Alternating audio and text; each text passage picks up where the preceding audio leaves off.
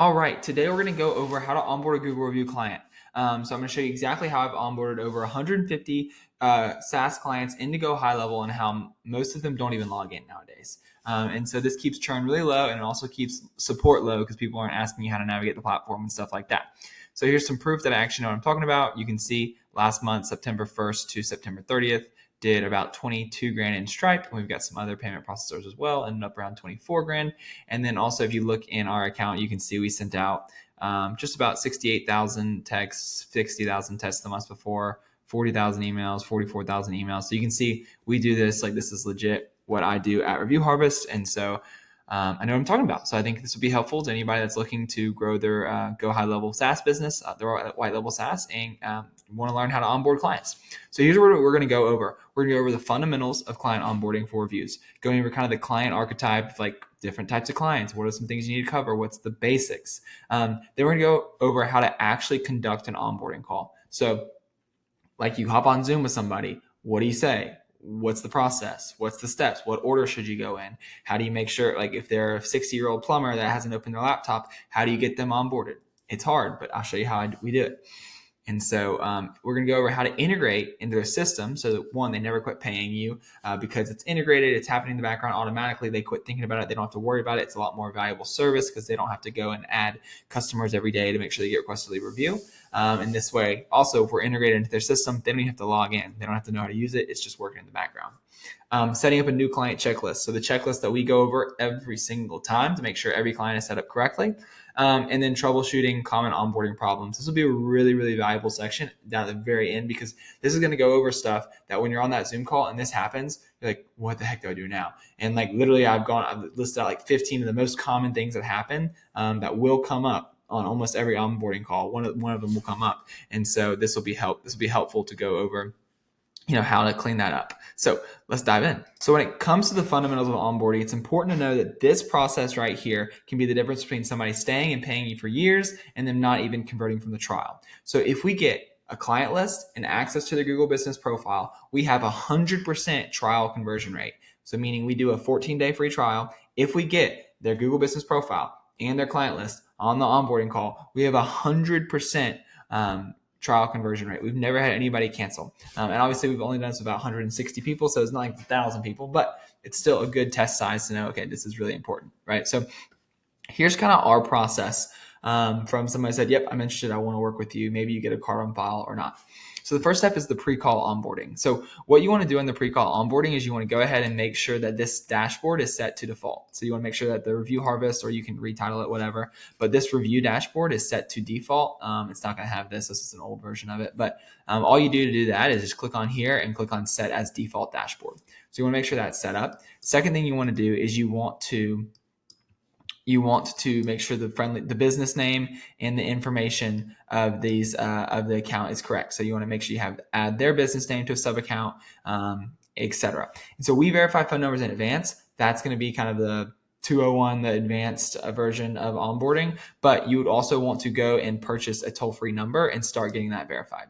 So purchase a toll-free number. I have a separate video on how to verify toll-free numbers. That would be a separate video, but you want to make sure that the business information on the sub account is correct. You get the toll-free number, you set the dashboard as default. And then the other thing you want to do is you want to make sure that your staff is added.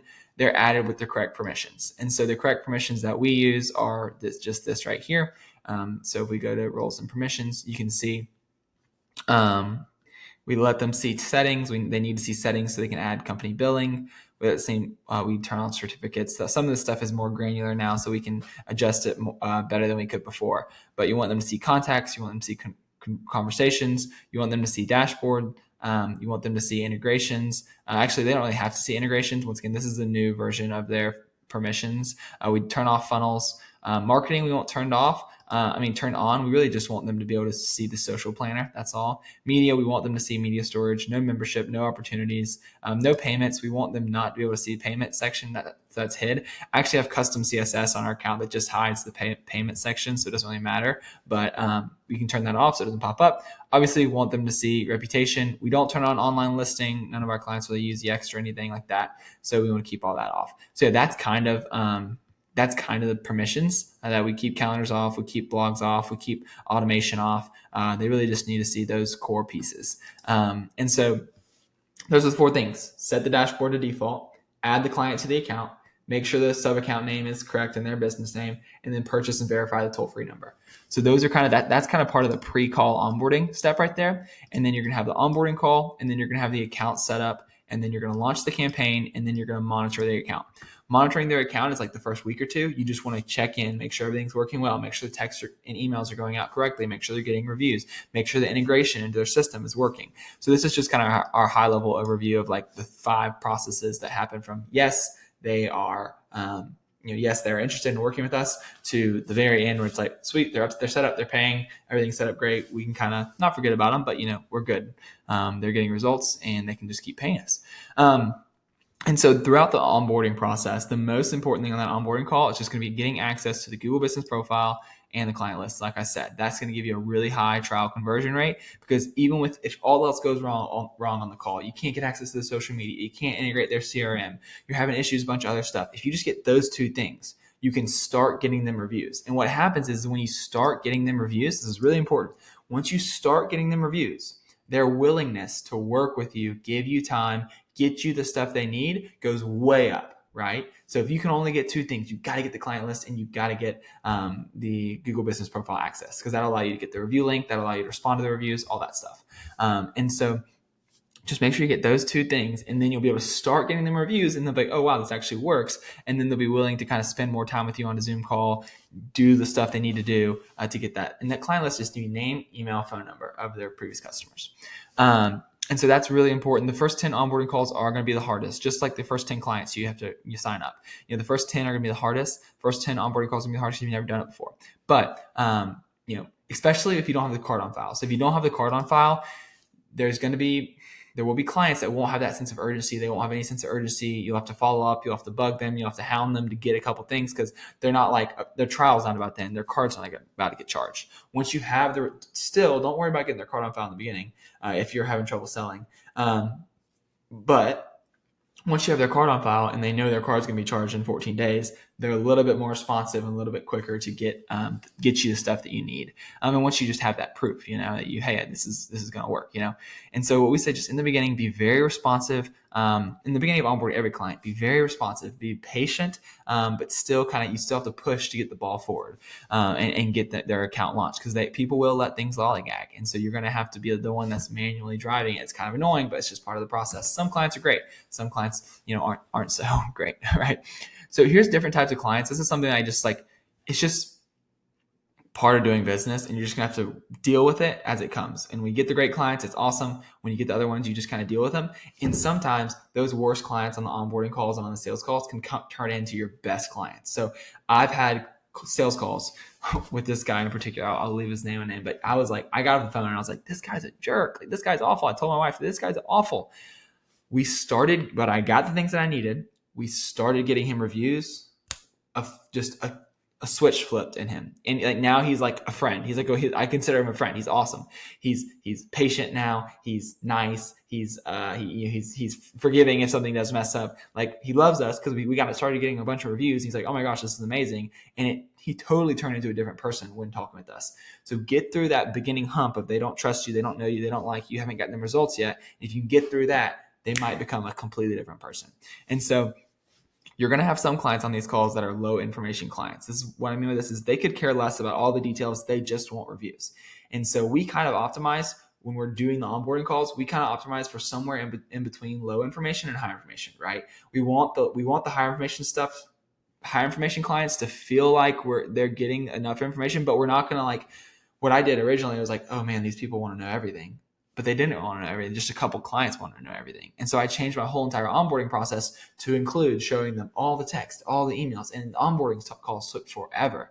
And so now we kind of optimize for low information or a little bit more and just giving them kind of giving them an idea of how things work. And if they ask questions, then you show them all the other stuff. If they don't, you just keep trucking through. So you'll have the higher information clients that ask a million questions about a million different things. But once you get results, once you start getting referrals, those type of clients are kind of going to become less, and you'll have more lower information clients that are just trusting the fact that, hey, I just want reviews. You're going to do that. Great. And then the most difficult clients to work with on the onboarding call, not necessarily moving forward, because these clients can honestly be great moving forward because they're not even checking, they're not even worried about it, but is the tech challenge clients. So these are the people that haven't used their laptop in a year. And like, I've literally had people tell me, man, I haven't opened this thing in a year. I had to blow the dust off of it, right? And they didn't know where to find their charger or use it. And so those tech challenge clients are going to be hard, but if you follow the onboarding process that we do, if you use Zoom so you can request screen control of their screen and you can just control it for them, that will really help. And we'll go over that during the conducting an onboarding call stage. But like I said, all these clients can be great. Just kind of weather the storm of questions, get through this onboarding process, start getting them results, and then you'll see a lot of times these clients will switch. Sometimes not, but it's just going to be part of it. Out of the 10 clients you get, 2, 3, or 4 of them might be amazing. 1 or 2 of them might be awful, and the others will just be average, and so now that's kind of the fundamentals of it. Now let's go into actually conducting an onboarding call.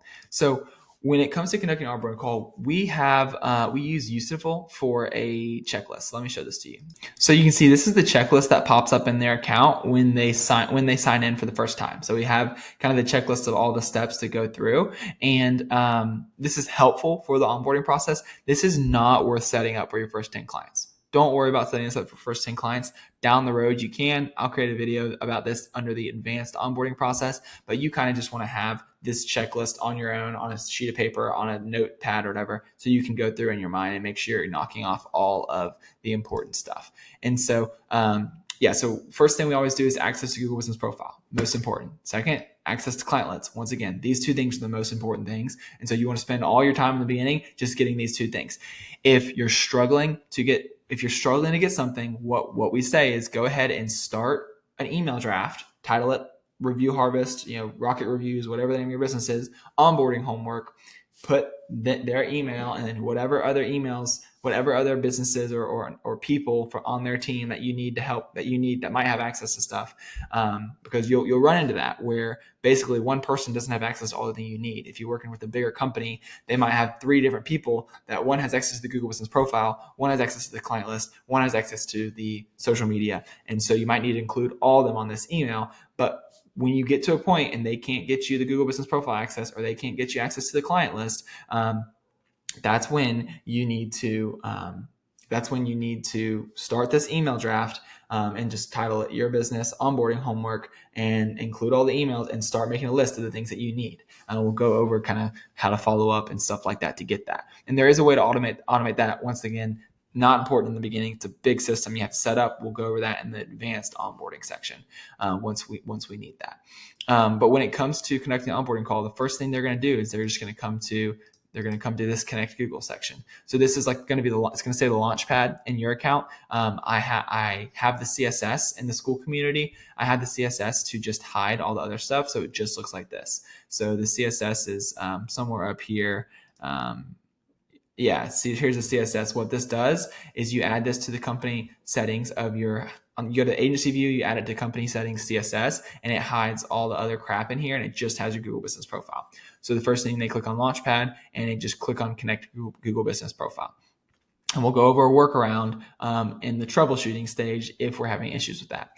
So the next thing is just going to contacts and uploading the contact list. So let me do something real quick. All right, so when you go to the contact section, you go to contacts, and then you're just going to click on import contacts. And so we've gone over this before, but they're just going to upload the CSV file here.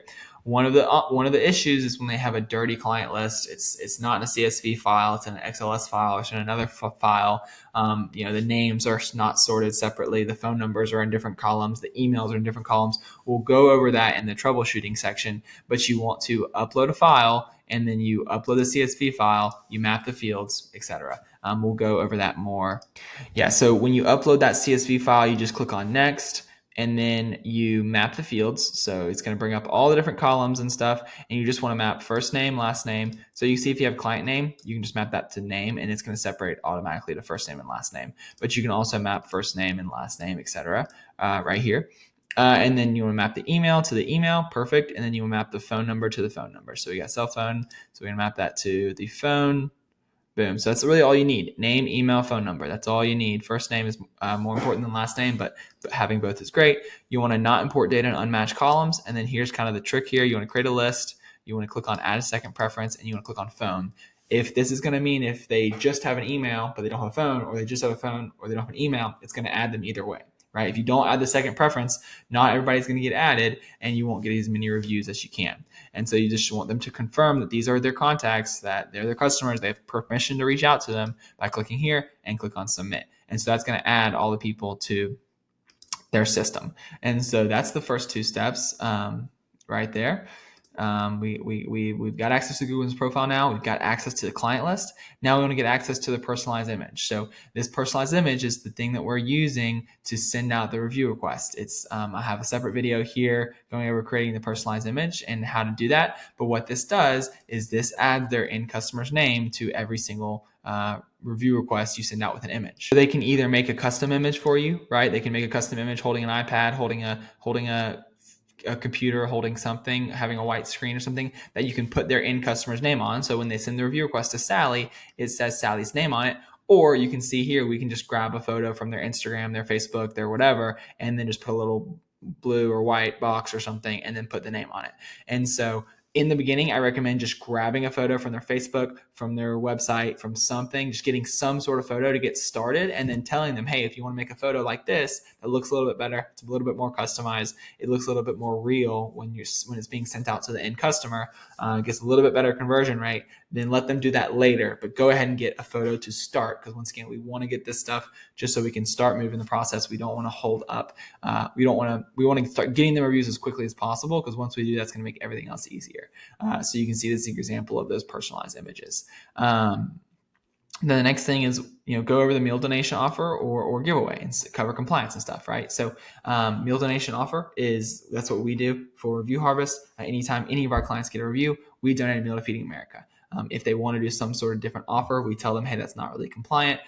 It's not super compliant, but it's up to you what you want to do. And we give them the ability to do that if they want to at their own risk. All right, access to social media accounts for social media posting. So that's just coming into the social planner. It's going to look a little bit different to when you just get started, but basically they can just add their accounts. And so it's just going to have Instagram, Facebook, whatever. Click on new account and you connect their Instagram, connect their Facebook, etc. And this will be for the social media posting. When they get that 5-star review, you can then post it. You don't want to go ahead and create the templates or anything like that now. You're just trying to get this stuff connected, because we need the connection, and then we'll do all the other stuff afterwards so that we can keep these onboarding calls briefs.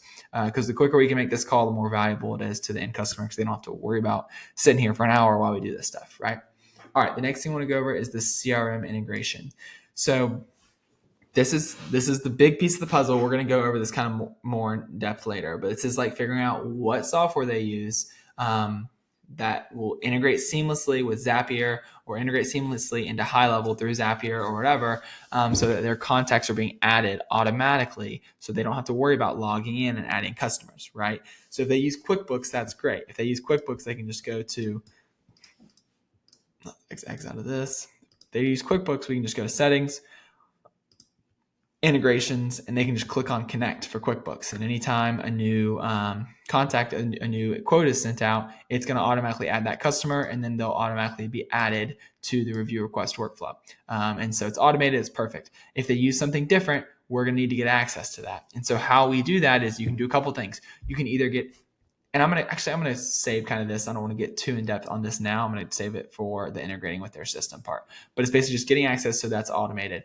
If you cannot get access to integrate into their system, and there's no way they don't use a system or whatever, then what you need to do is you need to show them how to add contacts. So you need to show them how to come in here, click on add contact, and add name, email, phone number, whatever, and then click on save. When a contact is added, they're automatically being added to the review request workflow, and I'll show you how that works later. But yeah, so just making sure they know how to do that, or making sure they know how to import the contacts, going through the process we went earlier via CSV file if they want to do it in bulk once a week or once a month or something like that. So that's going to be really, really important. If you can't get a CRM integration, they need to know how to do that. And you also need to have a system for following up to request those, to tell them to add contacts if they haven't. And so we have that built in. If they haven't sent out a certain amount of review requests, it's going to send them an email. And then you need to create that Loom video that we go over and kind of customizing the snapshot that shows them how to add customers. And so they get an email every 14 days. If they haven't sent enough review requests, they get an email saying, hey, you haven't sent enough review requests, add contacts this way. All right, the seventh thing is just adding credits to their wallet. So if you don't have a card on file yet, and if you are going to rebill for the text and email expenses in the beginning, which I do recommend if you're not having issues with sales, if you have some rapport, if they're not trustworthy to you, then and they're being a hassle, and this is one of your first 10 clients, just eat the cost. It's fine. But if you're able to, go to settings, go to company billing, and get their card on file by adding card, and then add just the first $10 expense or something. This does two things. So this one rebills them for text and email expenses so that you're not having to eat all the costs. Two, and the second thing is it verifies the card that it's not just a dummy card that is not actually going to go through. So this will be a little bit better. So when the trial ends, they'll be charged automatically, and you know that the card works already, right? And so if you haven't got the card yet and you've already gone through the whole onboarding process, it's a lot easier to ask for the card now because they have a little bit of a sunken cost fallacy because they've already put all the work into getting onboarded. You've already been on the call with them for 20, 30 minutes, getting everything set up. And it's like, hey, we just need this to go ahead and launch your account. So that'll help kind of increase your conversion rate when you're asking for card information. All right. And then eighth thing here is just setting expectations. So you want to set proper expectations. One, you're not going to reach out to everybody at once. You're going to drip this messaging out. So you want to let them know. If you think that you can get them onboarded and set up this afternoon, you tell them, hey, it's going to be tomorrow or the next day before you see any reviews coming in. Best case scenario is you get them onboarded right away. They're getting reviews that day. That's the time to value is shorter.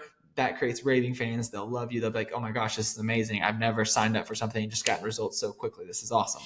And they'll tell all their friends about you, or about your business. But you want to set expectations low and properly saying, hey, it's going to be a couple days before you get reviews. Only 5 to 15% of your customers are probably going to leave a review.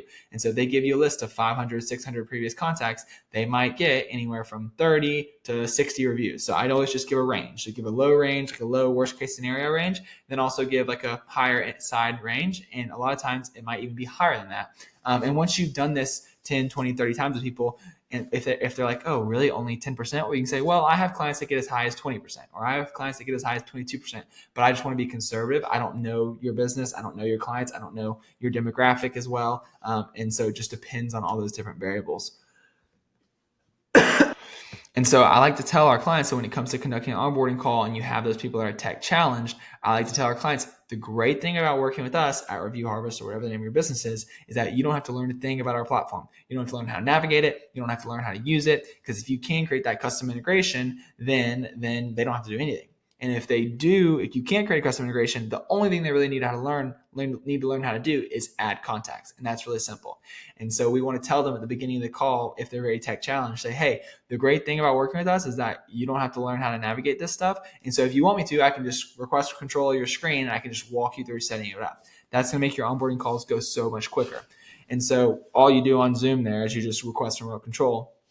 And seriously, if you're working with somebody that's tech challenged and they need to unlock their permissions on their laptop or on their Mac or something to allow you to control your screen, it is well worth it spending 10, 15, 20 minutes trying to show them how to give the permissions so that you can control your screen to then control their screen later and get everything set up. Because if they are really that tech challenged, you're going to spend way longer on every little bit of the process, where if you just spend 10, 15, 20 minutes on the beginning setup process of hey, I just need access to screen share, to control your screen, then that's really going to help them. And obviously the first thing you have to ask them to do up here at the beginning is ask them to share their screen, right? And so we have onboarding call recordings in here. We're working on adding more all the time, but you'll be able to see the first thing I ask is, hey, all right, first steps, just go ahead and share your screen. It's that green share screen button at the bottom center. I definitely recommend using Zoom.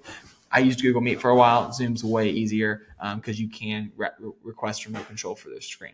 And so once again, when you do onboarding, some of this stuff you're not going to be able to get. Some of the stuff, their Google Business Profile is not going to get connected to something, and they're going to try and kick the can down the road. You want to do everything you can to try and get everything you need on that call. But if you can't, you just can't push through. You want to create that email with your business name, onboarding homework, include them or any other team members that you need to in that email, and then you send out that email right after the onboarding call saying, hey, here's what we need from you. bonus points if you add a Loom screen recording on how to share it, how to do what you need. And then what you want to do is just click snooze on that email till tomorrow or the next day, and then just follow up and follow up and follow up and follow up and follow up until they get access to the stuff you need. And on that, you can also include your calendar link to book another call to get it set up. I know, guys, that sometimes this it's work. It's not easy to do this stuff, and so sometimes you have to hop on multiple calls to get these people set up, which isn't great. But it's not you don't always have to do that, but sometimes you do, and especially in the beginning when you don't know how to onboard clients and stuff, you might have to do it more frequently. But once you get the hang of it, 95% of our onboarding calls are one call onboarding calls. So nowadays it's not that big of an issue, but might have to do that in the beginning. So once again, click snooze on that email. And that way it reminds you the next day or 2 days, 3 days later to follow up. All right, let's go into integrating their system. And so, like I said, QuickBooks is the easiest way. And this is a really challenging part of the onboarding call, but it's also one of the most important because this is kind of what makes your service super valuable, where it can just happen in the background. They can just get reviews. They never have to worry about Google reviews ever again. And so you want to ask them these questions. What if they don't know what software they use? You want to ask them, hey, what payment processor do you use? Do they use Stripe? Do they use Square? What calendar do they use? Do you use Google Calendar? You can get integrated with that. Do they use, if they're a home service business, do they use Jobber? Do they use Workies? Do they use FairHarbor? That's not a home service one, but just figure out what softwares they use, and then you need to go to Zapier.com/apps and figure out if you can integrate it with Zapier. And so if you can, let's see, like FairHarbor. FairHarbor, there you go. You can get it integrated with it and just search through all those apps and see if it's an app that you can integrate with. If it's an app that you can integrate with, once again, we want to make sure they're getting followed up with to add customers and that you're showing them how to add customers manually. And so one thing that does suck is that sometimes it'll say there's a Zapier integration, but when you go to actually create the integration, that software will not send contact information out. So like Fresha, there's a couple examples. Fresha, ServiceTitan, they do a really bad job of sending name, email, phone number out based off of a trigger, because they want to keep everything in house. Those softwares don't want them using other softwares. They want to keep everything in their software, which makes sense, but that is annoying. That's not the case 95% of the time, but sometimes it is, and it does suck. And so there's one thing, just because you see it in there doesn't quite mean it's said and done, but it's a good sign that you can get integrated. And when it comes to actually getting access to their account, you can do two things. One, they can add you to their account. They can just add you to their CRM, to that software as like a manager or as like an admin, because you're gonna need to manage apps and integration, which is kind of a high level tier of access on most CRMs normally. So they'll normally have to add you as like one of the highest like permission groups, which a lot of people don't want to do, especially when you're new, especially when you have like a low trust. And so one thing that you can do is you can get them to log into your Zapier, right? So you give them your login, you give them your password, set up 2-factor authentication. So you can just give them a 6-digit code. And that way, when they get logged out, they can't just log back in if they remember the password, but you just get them to log into your Zapier. They go to apps and they click on add connection. They type in the app they use. Let's say Google Calendar in this case. And then they can just sign in and connect their Google Calendar, and then it'll be connected to your Zapier account, and then you can trigger automations off of that. So that's one way you can get them, by getting them to log into your Zapier account and then getting them to, and then you'll create the automation into HighLevel via Lead Connector after that. And what those automations look like is pretty simple. Let me just show you an example. Let's go to our CRM integrations. So you can see like we have, I don't know how many, but it's a bunch. And so we can just see here, what we do is we get them to log in and connect their Jobber account. And then when it goes to, you say, hey, new client, whatever the trigger is, you get them to connect it. And then you just send it to Lead Connector. You grab to connect their account. What you do is you go to business info, you grab their API key. Wait, let it load. Yeah, you grab their API key, you go here, you set up, you click on new account, and you connect an account, and then you need to title it whatever it is, because you're gonna have a bunch of these connected, because it's gonna be independent based off the sub account. And so like if we go here, you're gonna do a 2-step zap. It's gonna be one, their software, whatever they use, and then it's gonna go to Lead Connector, and then you're gonna do the action is gonna be add/update contact. You're going to click on change, you're gonna connect a new account, and then you're gonna add that API key, and then you're going to go continue. You're going to map the fields, so first name, last name, phone number in the phone number, email in the email, and then what you want to make sure you're doing is you're adding customer right here to this tag. So you want to make sure you're adding the customer tag here, and that's going to trigger off the review request. And this is actually not what we're doing there, but and then you want to make sure your marketability is true or false, doesn't really matter. And if they have booking data, you can put last booking data here. You can map the fields with like when the client was created, and then you can make sure that they have that in there. So in the workflow, when it comes to the automation, review workflows, the review request, you can see, let it load. Boom, set event date. This is coming from that last booking date that you mapped in Zapier. And then for the wait advanced window, you can set it not based off a time delay, but you can set it based off an event appointment time. So you can do event appointment time, and then you can do after a certain amount of time. Like after that date by 2 hours, after that date by an hour, after that date by whatever. And so that's what you can do there. And then you just continue, test it, make sure it goes through, and then publish it, and then you're good to go. And so that's kind of integrating with their system. That's really important.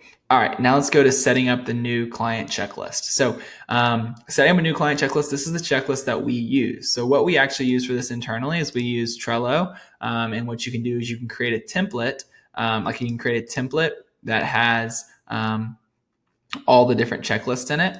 And then you'll see every time you create a new client, you can just add the checklist. You can say the client name and the business name, and then you'll have this checklist here you can go through and just make sure it's checked off every time. You don't really need this in the beginning. This is really just because I have a VA, King. He's a rock star. He does this, and so he does it.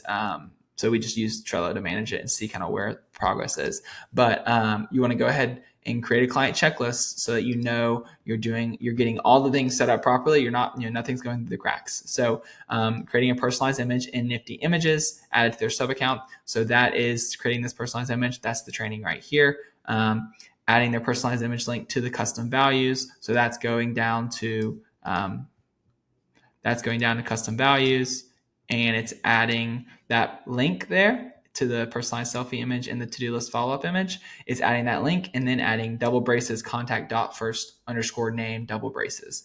So making sure you're adding that. Next thing is turning on the automated review responses. So all that is that's going to the reviews section.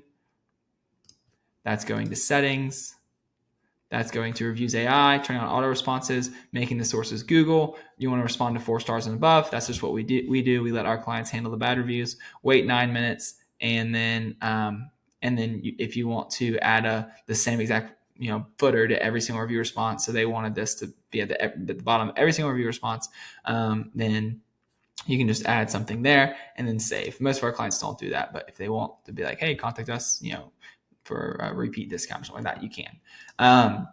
Next thing, create social media posting templates. So this is like creating the templates that you're gonna use in the social planner for posting the reviews. And so we just do this in Canva. You need to make sure it's 1024 by 1024. Just pull their pretty photos, pull their pretty photos from their Facebook, Instagram, etc. Put their logo down at the bottom, and then when you go to the social planner, you just click on New, Post Reviews. And then you can go through, you want to do Google reviews. You obviously want to only do 5 stars. You can just choose the social media accounts that they've connected, choose them all, post how frequently you want to post, once a day, 1 per week, whatever. Go next. You can select the background. So that's when you select these custom images that you've created.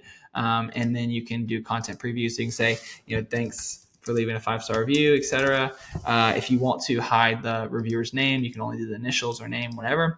And then you can change the text color to make it red, and you can change the box to make it like a certain opacity and a certain color. And then you just click on create post, and then now every single time they get a 5-star review, it'll post that review once a week, etc. So that's how you do that. All right, then let's go to turn on review posting. That's how you do that. All right, not a recurring service, or is it a recurring service? So what we do is we have a different workflow for our companies that serve customers every single week.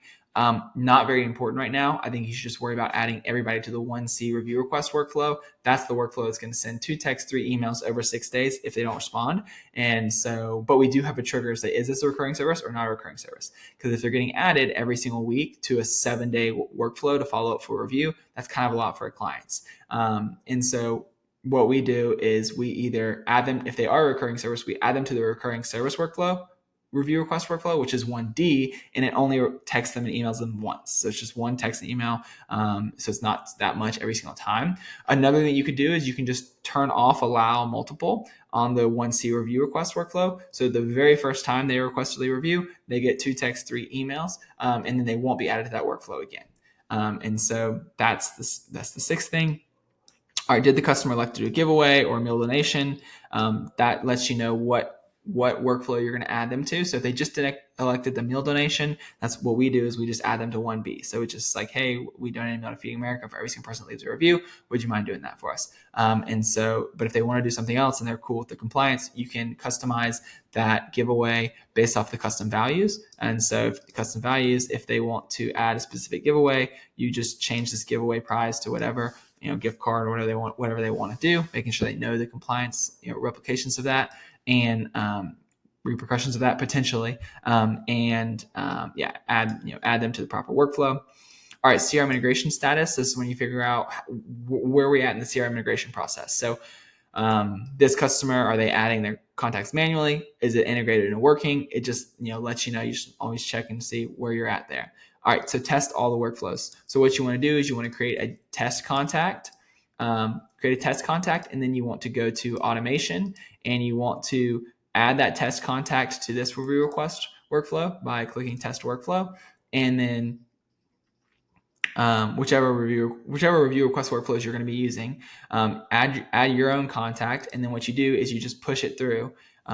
There's going to be a little push icon here. You can push it through the whole entire workflow. So push it through that whole entire workflow, and that's going to send out all the texts and emails. And then you want to do the same thing with the next review request workflow. So remember 2 things here. We're doing the review reactivation to all their previous customers, and then we're also making sure that the normal review requests to their new customers that are being added weekly, monthly, whatever, also works. So we want to test both those workflows, either the review reactivation one and the normal review request. So once again, add your contact here, push it all the way through, and then what you want to do is you want to go check all those emails, check all those texts, make sure all the review links work, respond to the emails, respond to the text, star the emails for email deliverability, just so you can kind of do that a little bit. Might help out the deliverability a little bit, but you want to do that.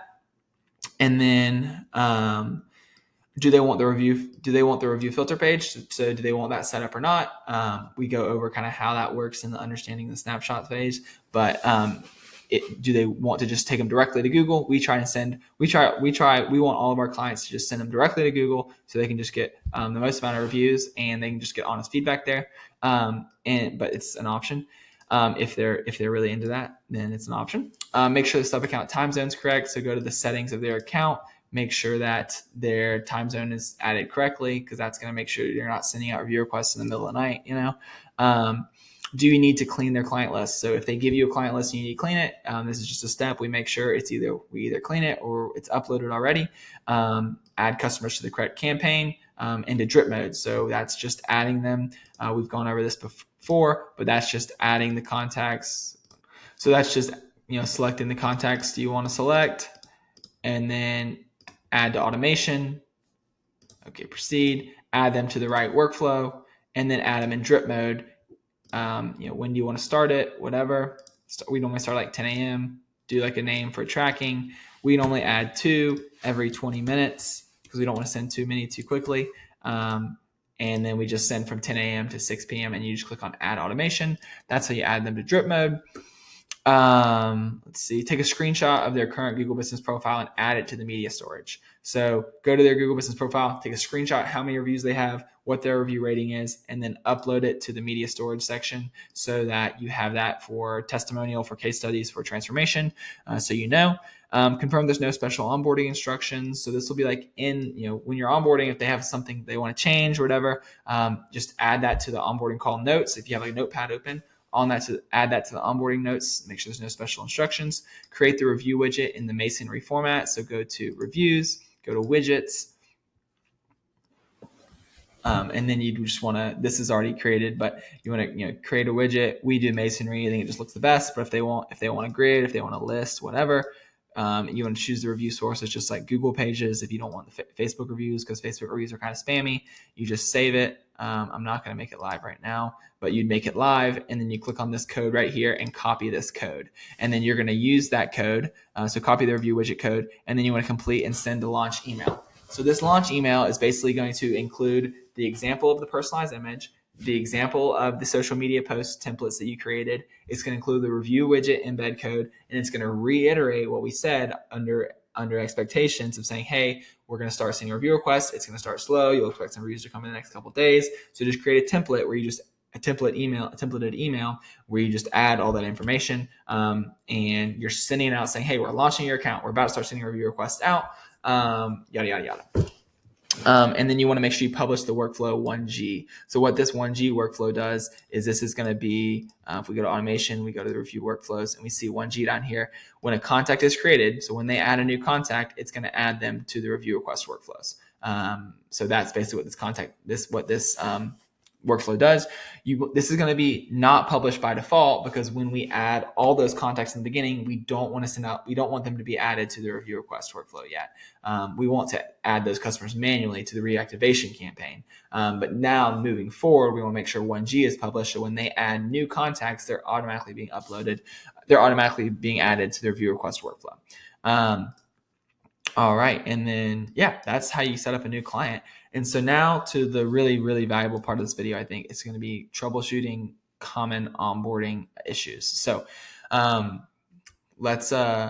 me 1 second. First common issue that you'll see is that the Google Business Profile won't get connected to their account. So you click on Connect Google, and for some reason it's not connecting, it's not working. It might say it's not connected, but go and check reviews. If reviews are being pulled through and it says that they've gotten reviews, then it actually is connected and it's just bugging. But if it's not bugging and it actually isn't connected, one thing you can do is get them to go to their Google Business Profile. And so how you get them to get here is you say, hey, log in with the Gmail account that manages your Google Business Profile, click on the 9 dots and click on Business Profile Manager, and then it'll pop up. Or they can type in googlebusinessprofile.com, they can log on with the Gmail that manages it, and then click on their business and it should come here. Once they're here, you just get them to add you to their actual Google Business Profile, and then you'll be able to connect to the Google Business Profile on your end. And so just click on 3 dots, Business Profile Settings, People and Access, and then they can just add you here. And so I'm not the owner of the business, so they can't add me, but click people and access, and they'll just add you. They have to be the owner of the business to do that. And then you can come down to settings and integrations, and you can just, what you'll need to do is you'll need to remove whatever Gmail account's already added. And so you'll just click on add another account, you'll make it primary, and then you'll connect the Google Business Profile, and it's going to be connected to your Gmail, and you're going to add the Google Business Profile. So that's a common issue. Another thing, Google Business Profile is not verified. So this is one of those things that you include. You can't send a review request if their profile is not verified yet. You include this in that onboarding homework email, and you follow up about it. You should send them an email, send them a Loom recording on how to appeal the verification. Send them a YouTube video on, hey, here's how to get your Google Business Profile verified, and just follow up until it's verified. I've had clients that have paid me, onboarded, and they've been onboarded for almost 2 full months, and still they've been we got everything else onboarded besides the Google Business Profile isn't verified yet, because you can still get access to the Google Business Profile if it's not verified. So still get access to it. But I've had clients that have been, that have already paid me a month, and they've been on for 6 weeks or 7 weeks, and their profile's not verified. Boom! As soon as it's verified, we can get going. Because I've been following up. As soon as it's verified, you can start getting the review request. So they don't have access to the Google Business Profile. What you need to do here is they need to figure out who has access to it. So you can do that by going to googlebusinessprofile.com. It doesn't always work, but you can do that by going to Google Business Profile, and then you can just click on add a single business, and then you can just look up, let's say, look up their business. You can see, looks like this already connected and somebody manages it. Okay, the person that created it says JA ... at something. And so that's basically, you tell them, hey, I think that this is the person that manages it. You can request access as an agency, and you can get access. So I do recommend coming here and requesting access, but also you can just include this person that actually created the email on that onboarding homework and say, hey, I need to be added to the Google Business Profile so I can get y'all reviews. And then you send them a Loom screen recording on how to add them. And that's just going over what we went over already. Just click on here, business profile settings, and adding, etc. All right, so they have a dirty client list. Data needs to be clean. So this is an absolute pain and the bane of my existence, but it happens. And as long as they have it in some sort of spreadsheet or something, we can do it. And so if they give you an XLS file, you're not able to add that to HighLevel. So you have to go to blank spreadsheet. You have to click on File, Import. Let it load. Come on now. File, import. Once this loads, you go to upload. You'll upload the XLS file, and then it's going to upload onto this sheet. And so once you get here, you're going to have a list of dirty data, basically. So what you need to do is you need to make sure that you've got the headers, name, email, and phone number. It doesn't have to be exactly. But what you want to do from here is you want to utilize a couple different things. So you want to make sure you always create a filter so that all of the rows are staying equal. You don't want Sally's email. You don't want to like sort one row by A to Z, and now Sally's email is paired up with John's phone number and Rebecca's name. And so now you've got them all out of whack, and you're going to start sending review requests to people that aren't actually those people. So you say, hey, James, and you're going to be sending it to Sally's number. So you want to make sure you create a filter so that doesn't happen. And then you want to utilize a couple things. So one of the things you can utilize is data split text into columns. So one common thing is you'll get last name, comma, first name.